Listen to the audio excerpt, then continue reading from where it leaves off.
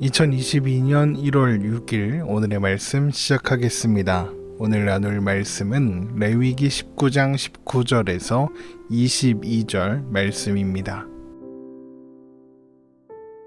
너희는 내 규례를 지킬지어다. 내 가축을 다른 종류와 교미시키지 말며 내 밭에 두 종자를 섞어 뿌리지 말며 두 재료로 직조한 옷을 입지 말며 만일 어떤 사람이 다른 사람과 정혼한 여종 곧 아직 속량되거나 해방되지 못한 여인과 동침하여 설정하면 그것은 책망을 받을 일이니라. 그러나 그들은 죽임을 당하지는 아니하리니 그 여인이 해방되지 못하였기 때문이니라.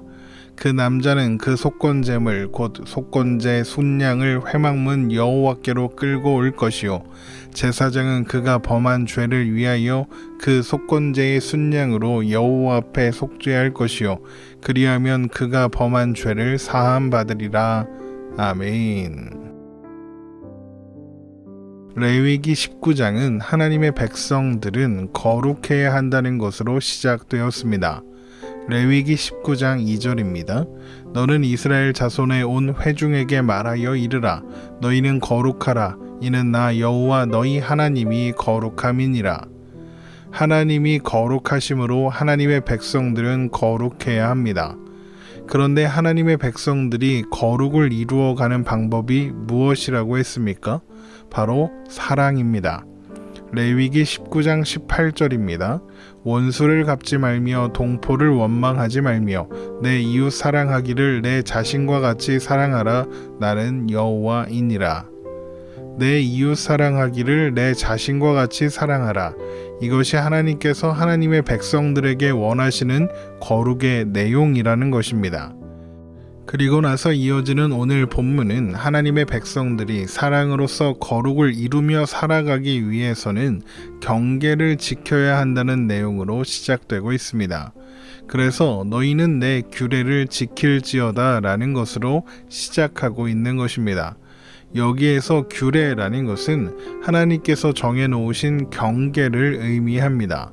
그래서 규례를 지킨다는 것은 하나님께서 정해놓으신 경계를 존중한다는 의미가 되고 그 경계를 정하신 하나님을 존중한다, 하나님을 경외한다는 의미가 됩니다. 사랑이라는 원리와 내용으로 하나님의 규례라는 경계 안에서 살아가는 것, 이것이 바로 거룩이라는 것이죠. 그러면서 첫 번째로 존중해야 하는 경계로서 하나님은 하나님의 창조 질서의 경계를 지키라고 하십니다.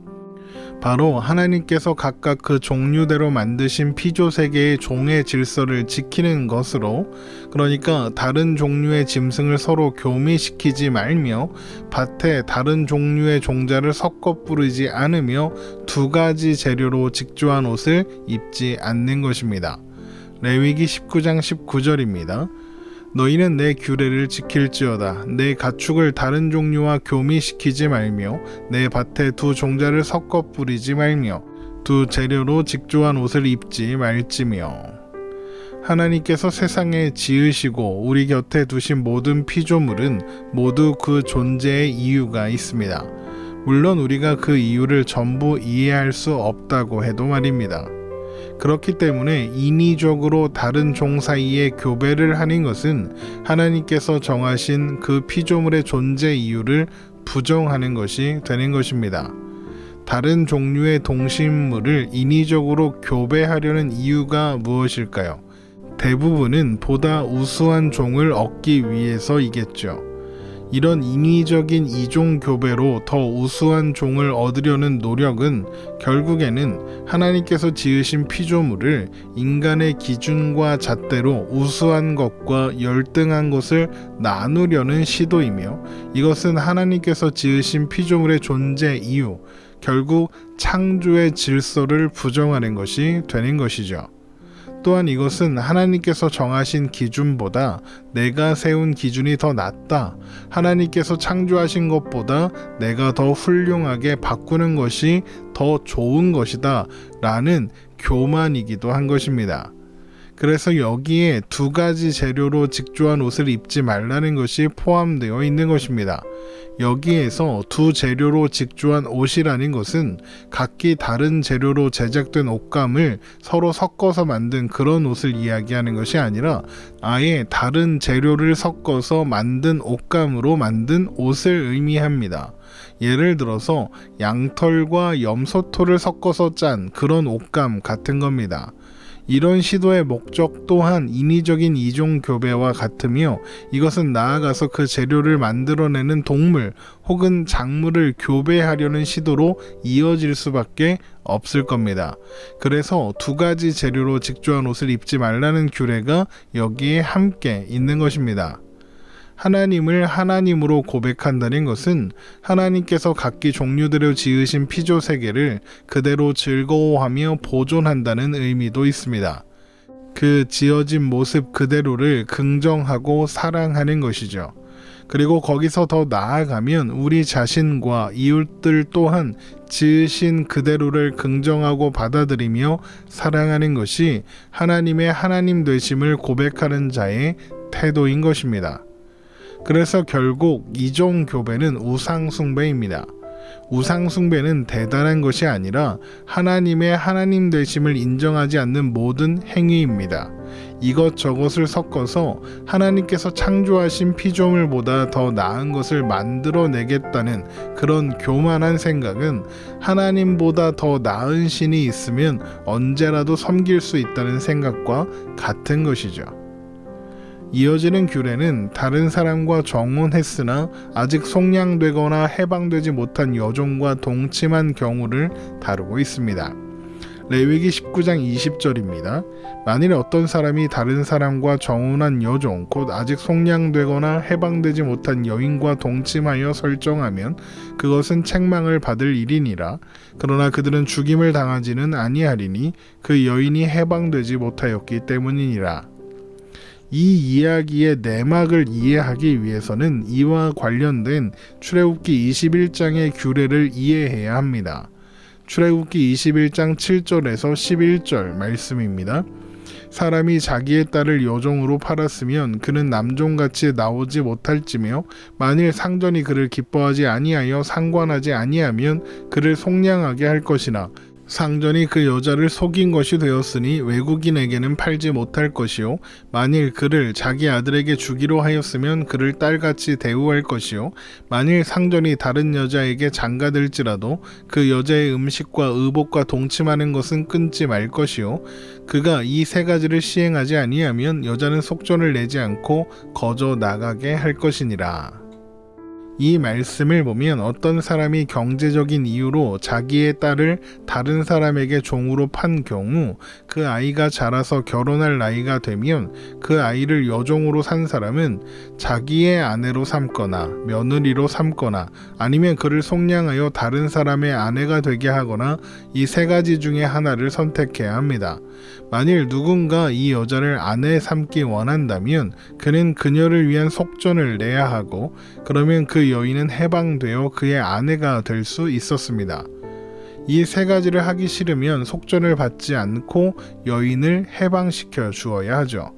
이러한 배경에서 금방 읽은 레위기 19장 20절을 보면 여종이 다른 사람과 정혼하였으나 아직 속전이 치러지지 않아 해방되지는 않은 상태일 때 주인이 여종과 동침하는 사건이 일어난 것으로 보입니다. 이런 상황, 그러니까 남자는 주인이고 여자는 종인 이런 상황으로 미루어 보아 이 사건은 일방적인 성폭행 사건이라고 할 수 있습니다. 만일 그 여인이 여종이 아니었다면 여인은 보호하되 그 여인을 범한 남자는 죽여야 합니다. 신명기 22장 25절에서 27절입니다. 만일 남자가 어떤 약혼한 처녀를 들에서 만나서 강간하였으면 그 강간한 남자만 죽일 것이요 처녀에게는 아무것도 행하지 말 것은 처녀에게는 죽일 죄가 없음이라. 이 일은 사람이 일어나 그 이웃을 쳐 죽인 것과 같은 것이라. 남자가 처녀를 들에서 만난 까닭에 그 약혼한 처녀가 소리 질러도 구원할 자가 없었음이니라. 그러나 그녀는 아직 해방되지 않은 여종인 상태이며 출애굽기 21장에 따라 주인이 아내로 취해도 되는 상황입니다. 그러니까 정혼한 여종을 범한 일은 책망받을 일이기는 하지만 죽이지는 말라 이렇게 이야기하시는 겁니다. 하지만 그는 속건제를 드려야 합니다.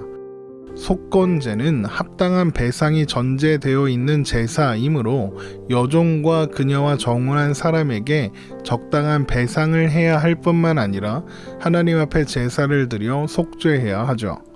레위기 19장 21절에서 22절입니다.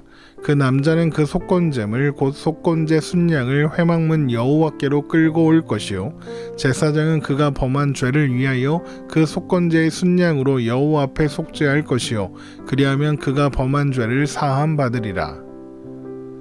이런 맥락을 살펴보면 이것은 오늘날의 관점에서 무척 부당하게 느껴지는 측면이 있을 것입니다.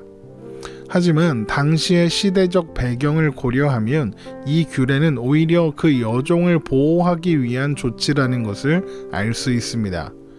고대 사회의 여성에게, 특히나 여종에게는 인권이 없었습니다. 함부로 대해도 아무 말도 할 수 없었죠. 그런데 하나님은 여종을 보호하고 함부로 대하지 못하게 하기 위한 조치들을 이렇게 취해 놓으시는 겁니다.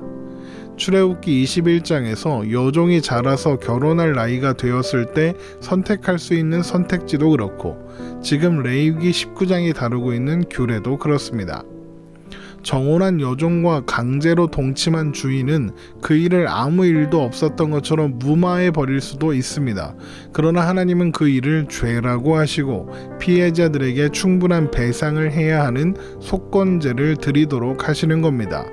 속건제는 은밀하게 숨어서 할 수 있는 일이 아니죠. 속건제를 드리려면 자신이 저지른 일을 공개적으로 드러내고 피해자에게 용서를 구해야 하니까요. 뿐만 아니라 그에 합당한 배상도 해야 하죠. 오늘날에도 이것이 잘 이루어지지 않아서 성폭력을 당한 피해자들이 고통스러워하는 것 아닙니까? 또한 정혼한 관계를 깨트리지 않아서 여종의 해방도 취소되거나 미뤄지지 않을 것입니다. 그러니까 결국 이 규례는 정혼한 여종을 범한 주인의 죄를 가볍게 보고 관대하게 봐주려고 하는 그런 규례가 아니라 여종조차 함부로 대하지 말고 존중해라. 여종 또한 보호받아야 하는 존재다라는 것을 강조하고 있는 규례인 것입니다. 비록 여종이라 할지라도 그녀 또한 하나님의 백성이니까요. 또한 여종은 가장 낮은 신분, 가장 가볍게 함부로 대해질 가능성이 있는 사람입니다. 여종이라 할지라도 함부로 대하지 않고 존중하며 사랑으로 대하라는 것은 결국 그 누구도 신분 때문에 함부로 대해서는 안 된다는 의미입니다. 하나님의 백성들은 거룩해야 합니다. 하나님이 거룩하시기 때문이죠. 그리고 그 거룩은 사랑을 통해 드러납니다.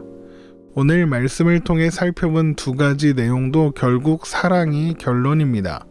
욕심을 위해 하나님께서 창조하신 생명들을 함부로 뒤섞지 않으며 있는 그대로를 존중하고 지켜주는 것은 생명에 대한 존중이며 생명을 창조하신 하나님에 대한 존중이고 하나님께서 창조하신 피조 세계를 사랑하는 방식인 것입니다. 우리가 지구를, 자연을 보호하고 사랑해야 하는 이유가 바로 그것인 겁니다.